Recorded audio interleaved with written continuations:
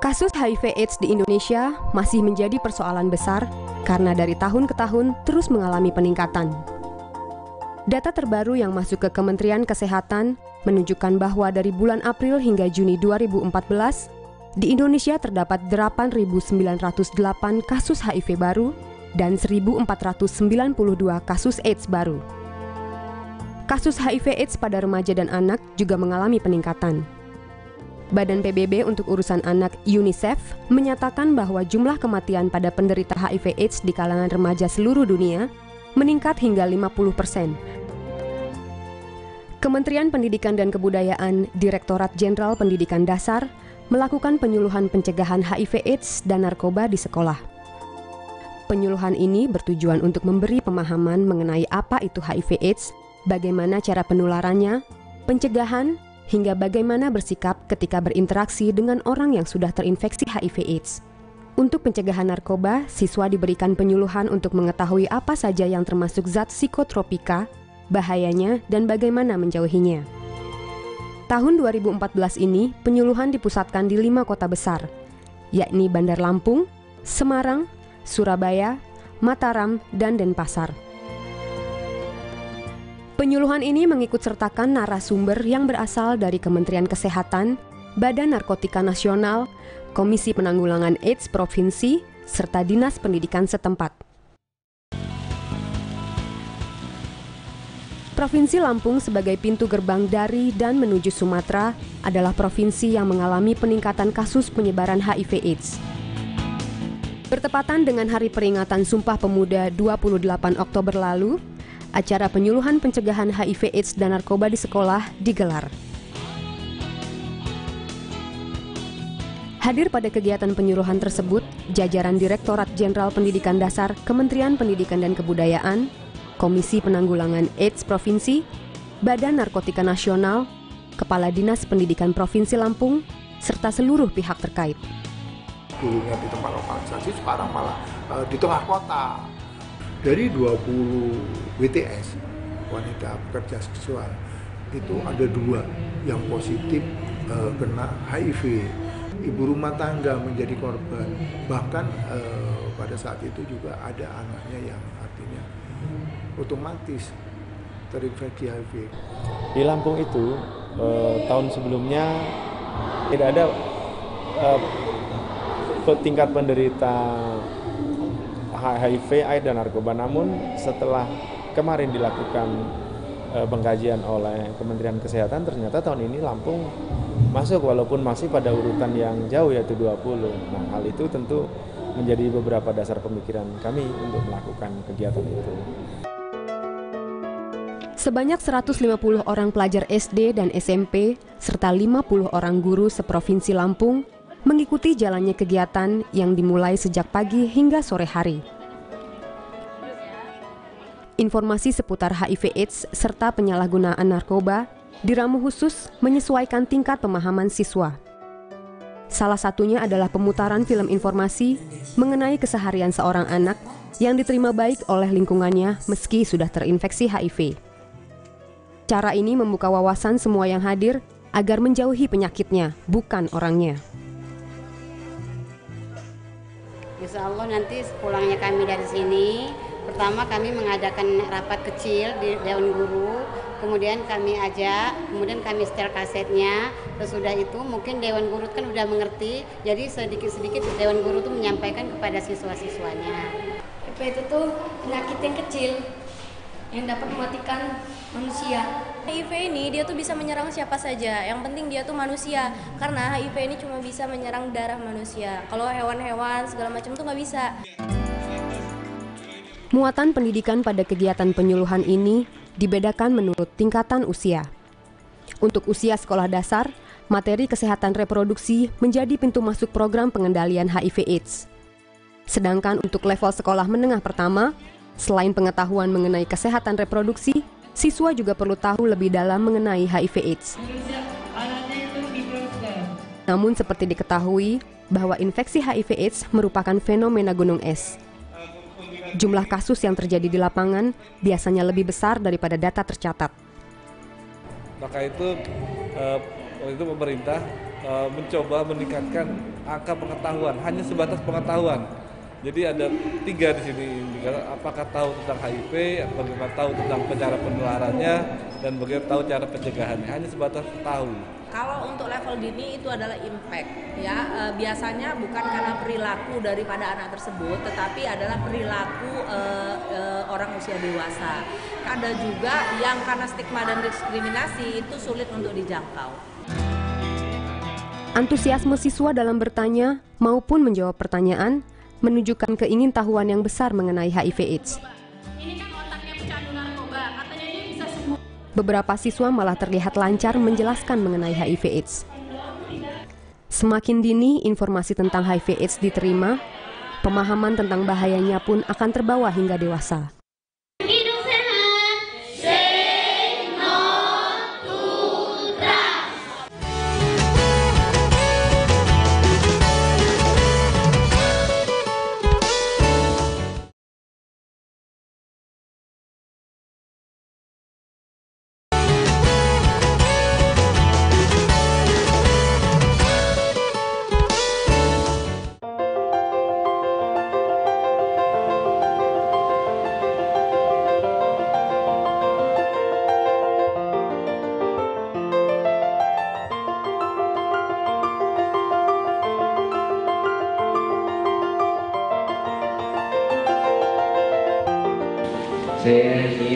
Kepala Dinas Pendidikan Jawa Tengah Nur Hadi Amianto mengawali kegiatan penyuluhan pencegahan HIV/AIDS dan penyalahgunaan narkoba di sekolah dengan kuis berhadiah.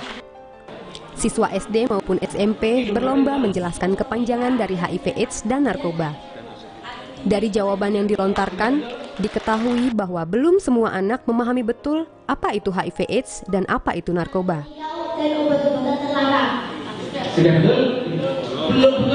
Menyampaikan bahwa 40% ya, penderita dan pengguna narkoba itu kan didominasi oleh anak usia produktif dan usia sekolah. Jadi tentu kegiatan ini akan sangat berguna dan bermanfaat ya, terutama bagi siswa-siswi yang ada di Jawa Tengah. Kami tidak ingin mereka jadi korban narkoba, tentu nanti akan sangat mempengaruhi masa depan mereka. Selain mengundang perwakilan dari sekolah sekitar Semarang untuk menghadiri penyuluhan HIV/AIDS, Dinas Pendidikan Jawa Tengah juga berupaya menyebarkan informasi mengenai HIV/AIDS melalui pemanfaatan media sosial, melalui Facebook atau Twitter misalnya. Isu nasional bahwa kita harus menyiapkan generasi emas tahun 2045, ini jangan sampai anak-anak kita ya terkena dampak daripada narkoba maupun HIV dan AIDS. Ya, karena anak-anak kita yang nantinya 30 tahun lagi akan menjadi pemimpin-pemimpin bangsa, ini harus kita bentengi.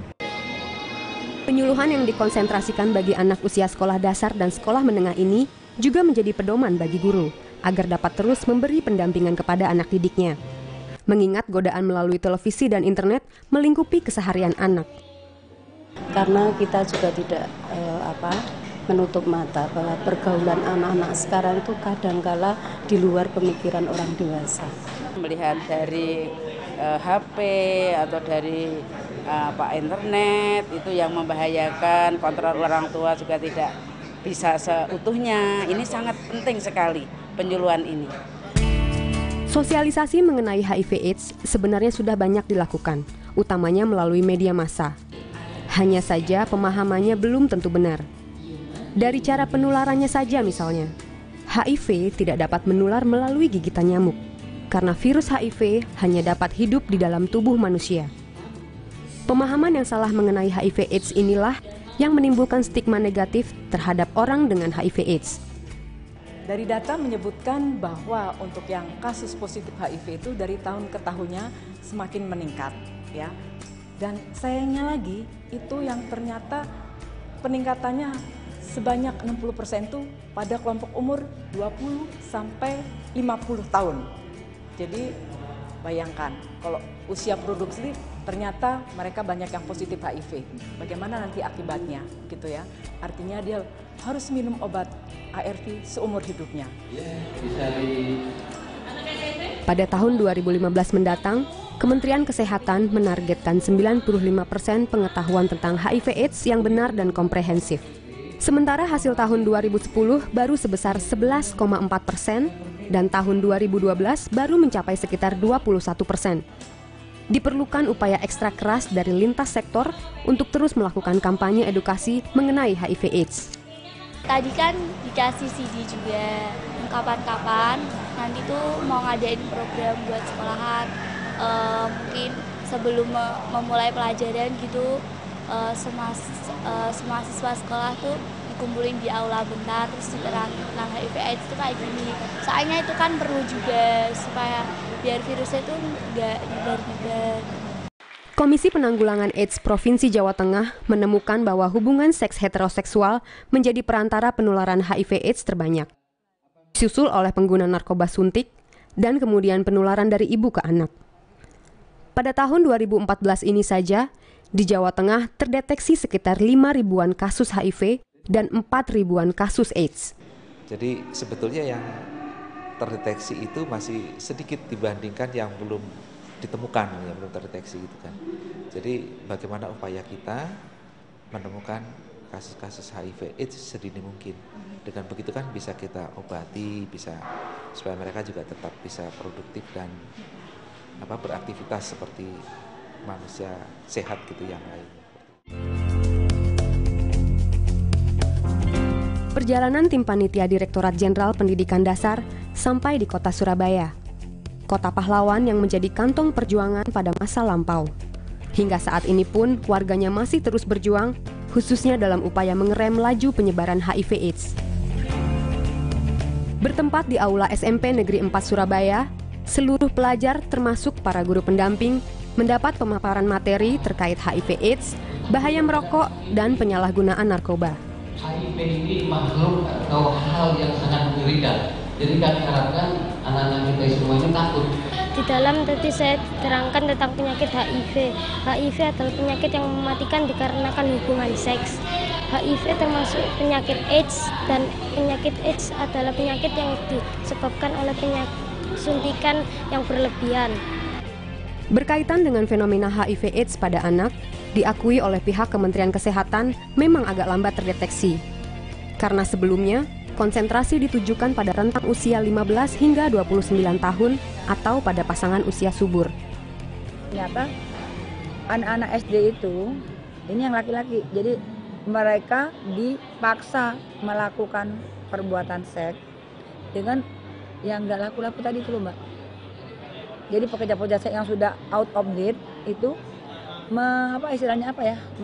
jadi memaksa anak-anak itu SD membayar mereka dengan Rp3.000. Jika dulu anak tertular bisa dari ibu atau ayahnya yang positif HIV, sekarang bisa jadi anak itu sendiri yang positif.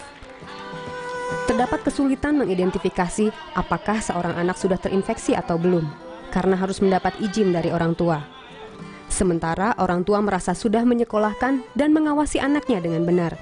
Nah, makanya saya selalu bilang setiap saya turun ke daerah, sekarang ini bukannya membuat peraturan yang paling penting, bukannya membuat event yang paling penting, bagaimana implementasinya di masyarakat, ya kan?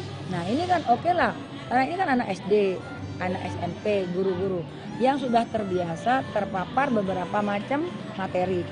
Nah bagaimana dengan masyarakatnya? Bagaimana cara nanti anak-anak itu menawarkan apa yang saya ajarkan tadi ke mereka tuh ke masyarakat, ke anak-anak seumur mereka yang tidak sekolah. Penyajian materi pada penyuluhan kali itu dibawakan dengan atraktif. Berbagai hadiah dan souvenir disediakan bagi siswa yang berani maju ke depan menjawab pertanyaan. Salah satu yang juga cukup menarik perhatian adalah pemutaran film edukasi tentang gadis cilik yang hidup dengan HIV/AIDS.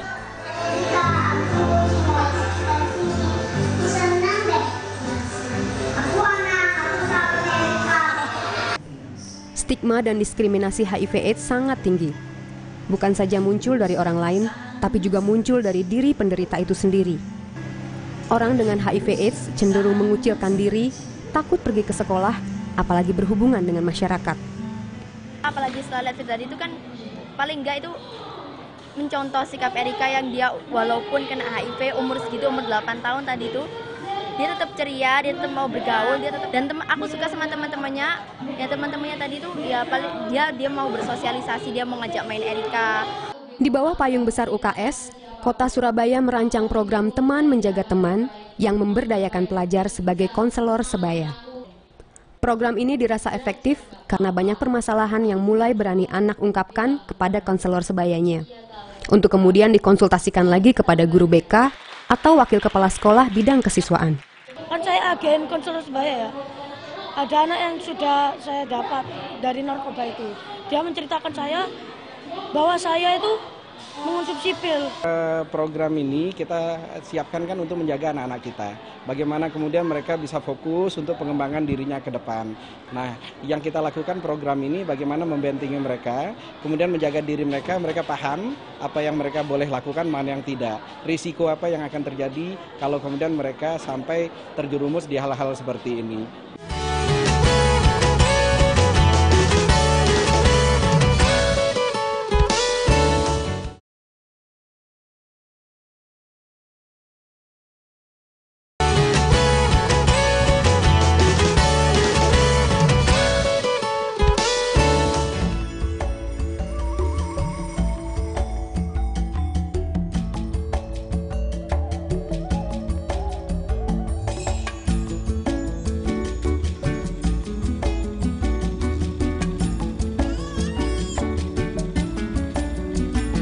Sebagai salah satu daerah tujuan wisata internasional, Provinsi Nusa Tenggara Barat memiliki kebijakan pembangunan pendidikan.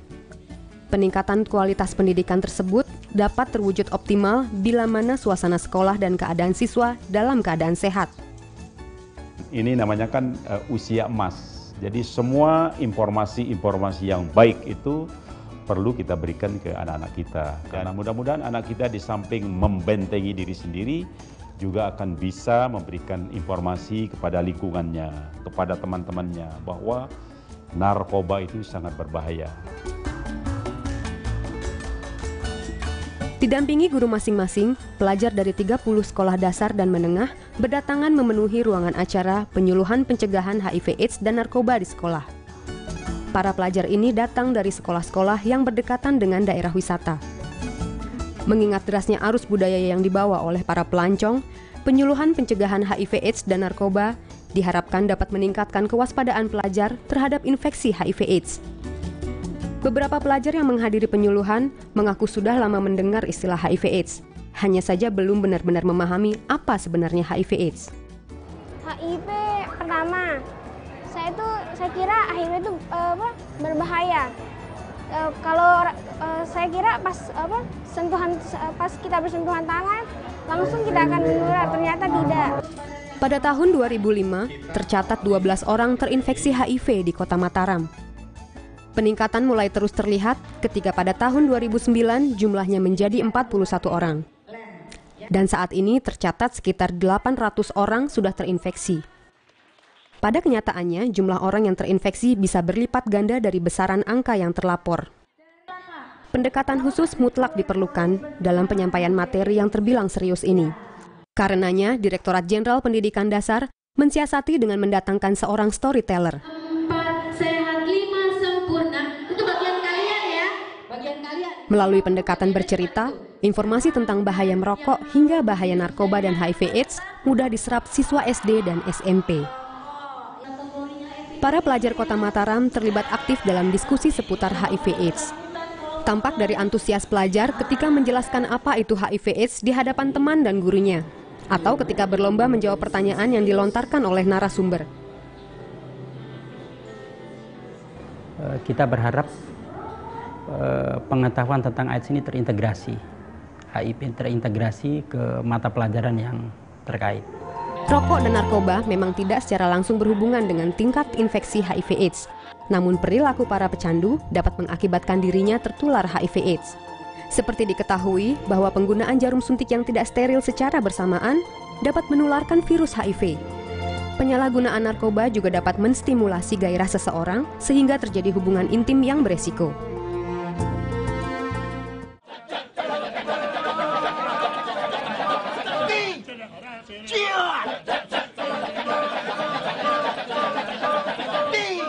Kasus HIV/AIDS di Indonesia muncul pertama kali di Bali pada tahun 1987.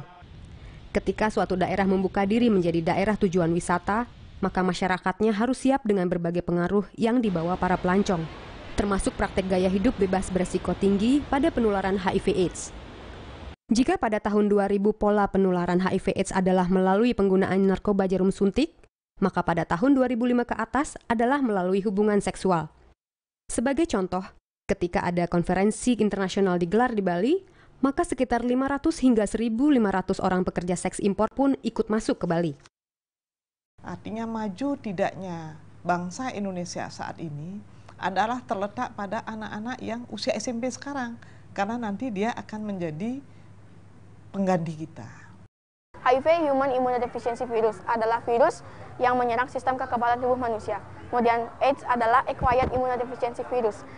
Syndrome adalah sekumpulan gejala penyakit yang disebabkan oleh virus HIV. Jadi HIV adalah virusnya, AIDS adalah penyakitnya.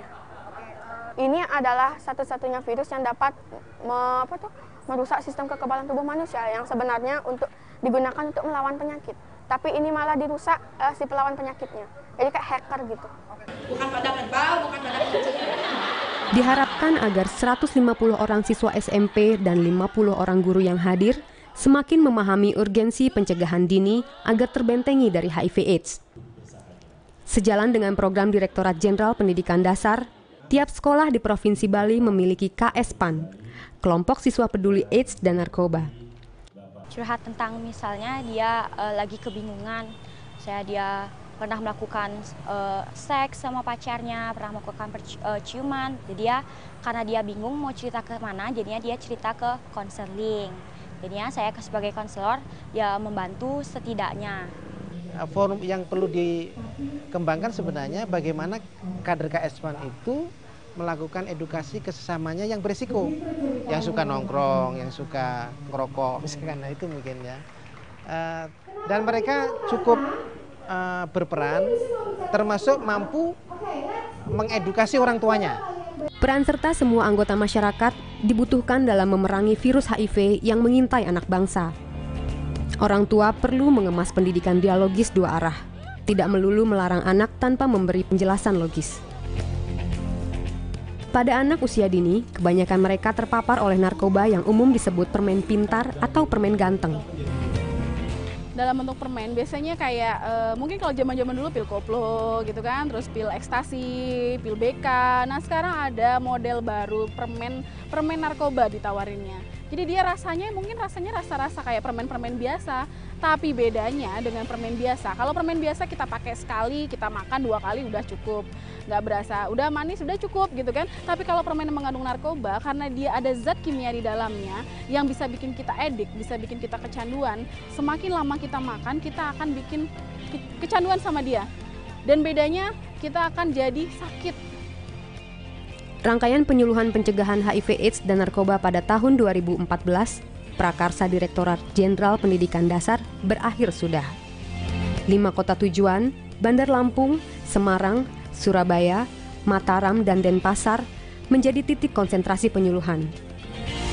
Sosialisasi akan terus berkesinambungan pada tahun-tahun mendatang, dalam rangka menyongsong generasi Indonesia Emas tahun 2045.